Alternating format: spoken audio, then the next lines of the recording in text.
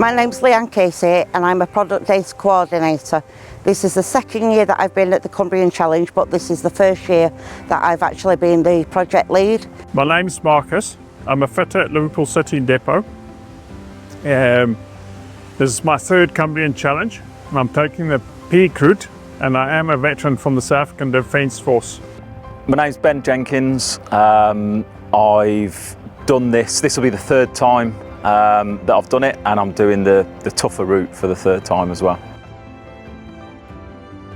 So my dad was in the British Army as a dog handler and I was born at Catterick Garrison in North Yorkshire.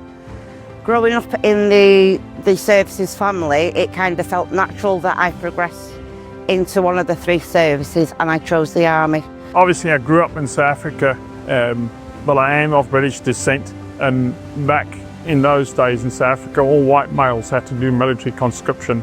I was in the Royal Marines for 24 years and then finished my service and then started working for Sunbelt.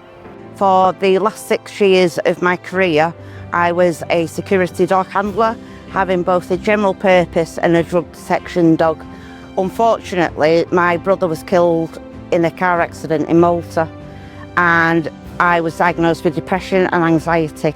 Being fortunate enough to have UK citizenship, we looked at coming here, which for us opened a lot of doors, and we're having a much better and much safer life here.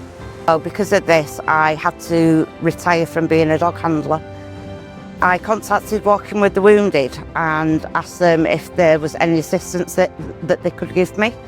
And within 2 weeks, I'd been signposted to Sunbelt Rentals and actually started at the depot. And it was a bit of a daunting process, leaving the umbrella of the military and coming into Civvy Street. I think whilst I was in and young, single, sort of early 20s, your focus is on the military and your career, and then when you come into the end of your time, you've got to be realistic and have an eye on what you're going to do when you leave, and you've got the opportunity to start a whole new career.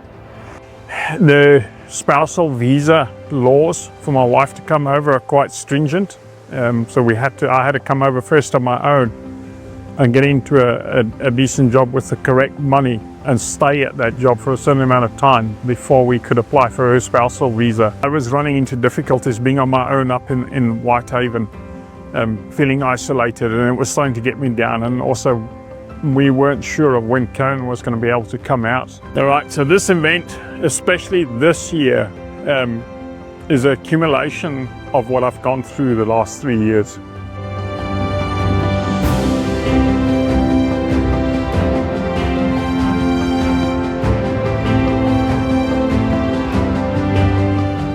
Awesome, just absolutely amazing, and just absolutely fantastic having Karen and the 2 dogs back with me in one place. I think we were third overall, first Sunbelt team back. Hard work, hot, but enjoyable. It's just a great cause. The amount of support that the veterans get from the sponsorship. In terms of mental health, I just think it's a worthwhile cause, and we should continue for as long as we possibly can. I'd just like to thank every single Sunbelt colleague that's taken the time to come and support Walking with the Wounded this week and give it your best efforts. I do appreciate it, and so do Walking with the Wounded. Thank you. Yes, having done this and having my family here with me, with the sport of Sunbelt, it's been a massive thing for me to be able to come here as a veteran from a foreign country and get the support I have through Sunbelt. It's awesome.